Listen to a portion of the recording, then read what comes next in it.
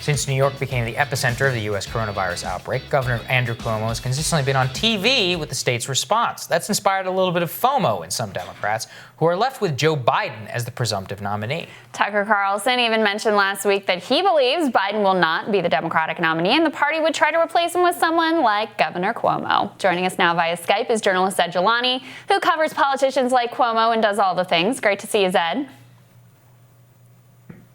What do you make of the Democrats' new sort of Andrew Cuomo obsession?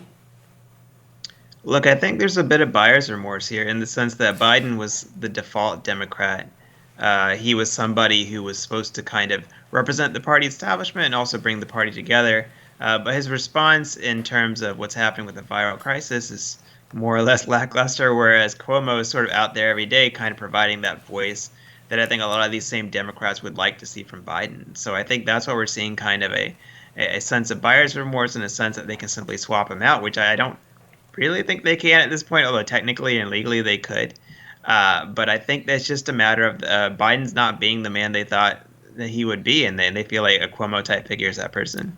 Right, and yet, Zed, I mean, in terms of the man, is he the man they thought that he wouldn't be, or is it that they always knew he was that way, and that's why they didn't pick him in the first place? And now he's there, and they kind of just have to deal with it.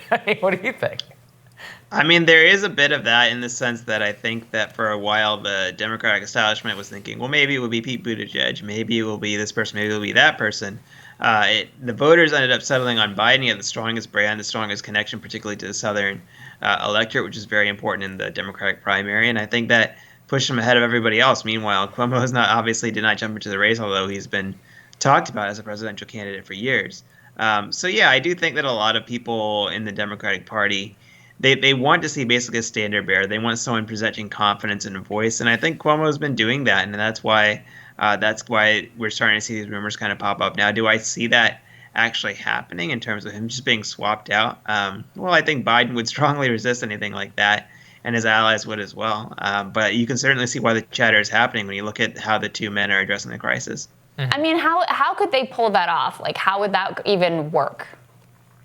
Yeah, so there is an example if you go back to, I believe, 1968 when Hubert Humphrey was named the Democratic nominee. Humphrey did not win a single Democratic primary, but he was sort of installed in that position in a chaotic convention and in a chaotic Democratic Party.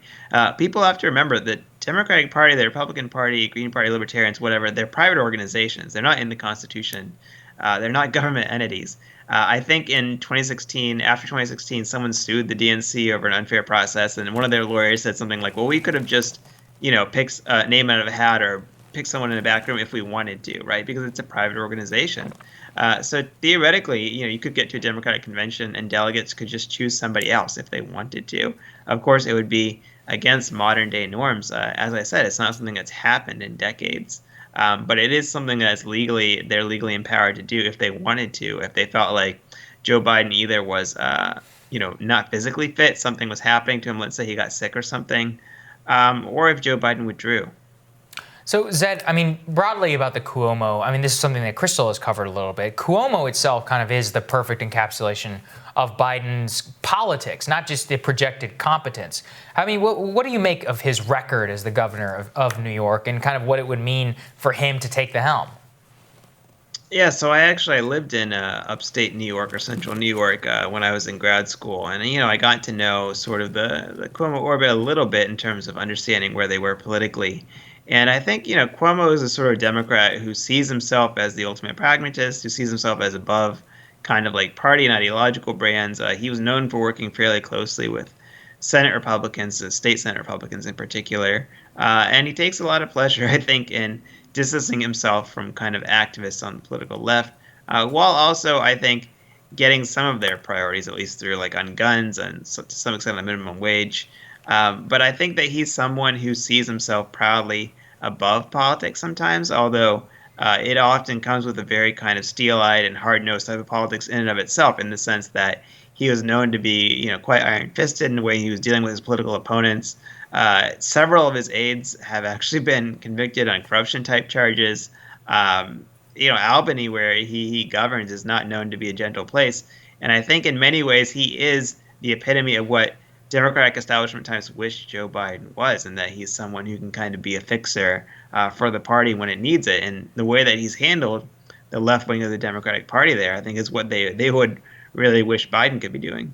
Yeah, I think that's well said. I mean, it's also just interesting to me to watch people who call themselves progressives, who have championed certain progressive issues over the years, sort of throwing themselves at Andrew Cuomo and lifting up Andrew Cuomo as this, great government figure, when in fact, yes, he's been able to project this sort of confident persona during this crisis, but in terms of his policy priorities and the way that he's governed, there's not a lot there that progressives would be excited about, which is why he was primaried, by the way, by a Working Families Party candidate.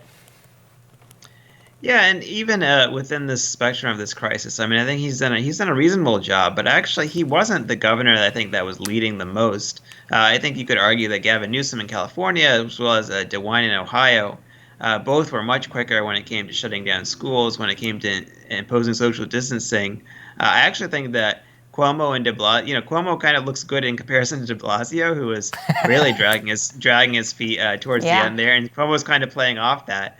But his response was not necessarily particularly exceptional among American elected officials. I would argue the two that I had mentioned earlier were a little bit more actually on the ball. It's just that I think Cuomo, because he is in such a hard-hit state, has used a lot of media presence, and I think that media presence often impresses Democrats. It's a very media-driven political party. And that explains a lot of his performance lately. Right, Zed. And to that point, this is a great point, because what else does that have in common? Where is the entire national media based out of? What are their headquarters? New York City. A lot of these people have personal affinity for Governor Cuomo. Some of them happen to be his brother and an anchor on a primetime network. So that doesn't help. That doesn't hurt, right? I mean, he knows these people quite well, and is why he's getting the same boost.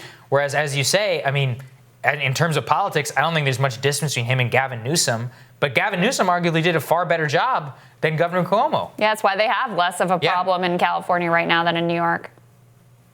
Yeah, I mean, absolutely. And I think that the reality is that, particularly in political media, New York's always the center of the universe. Now there's, I think, some rational reasons to make New York the center of discussion, because I think it's something like half of U.S. cases or something are in New York, or maybe half of the increase. It's about right. But it is a real epicenter of a problem. And I do think Cuomo has shown some leadership in the past few days, but I don't think that he was necessarily overly prescient versus other elected officials. I think, just like many other people, he was caught unaware, and the relationship with de Blasio is probably a lot of what's making him look better, and that I think he had to lean on de Blasio a little bit, because de Blasio was certainly way behind in his response to this.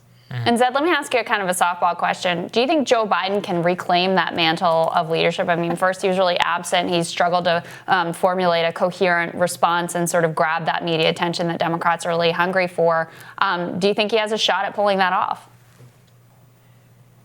Yeah, I mean, I think that Joe Biden is somebody that has been underestimated for a large part of this process. He is someone who I think at times people can think of as a very decent person, as a very straightforward person. But unfortunately, I think during this crisis in particular, he's just been he's been foregrounded and backgrounded so much, he hasn't been at the center of attention very much. And I think that part of that just has to do with his general decline. I think that he doesn't quite have the energy and vitality he did 8 or 10 years ago. And I think that's really dragging him down in many regards. And it's really a matter of being able to get out there and not only project confidence, but project some plans. And I think that in both regards, unfortunately, he really hasn't been he really hasn't been present in a lot of this. He's been absent. There's been days where we haven't heard from him. Meanwhile, we're hearing from someone like a Cuomo every day. We're hearing from President Trump every day. We're hearing from other governors every day. So I think there's almost a leadership vacuum, which is why the Cuomo rumors started to begin with. Yeah, I think that's right, Zed. All right, Zed, great to see you. Thank you. Thanks, Zed. Thank you. Next up on Rising, journalist Katie Halper talks about her interview with Tara Reade, the woman accusing Joe Biden of sexual assault.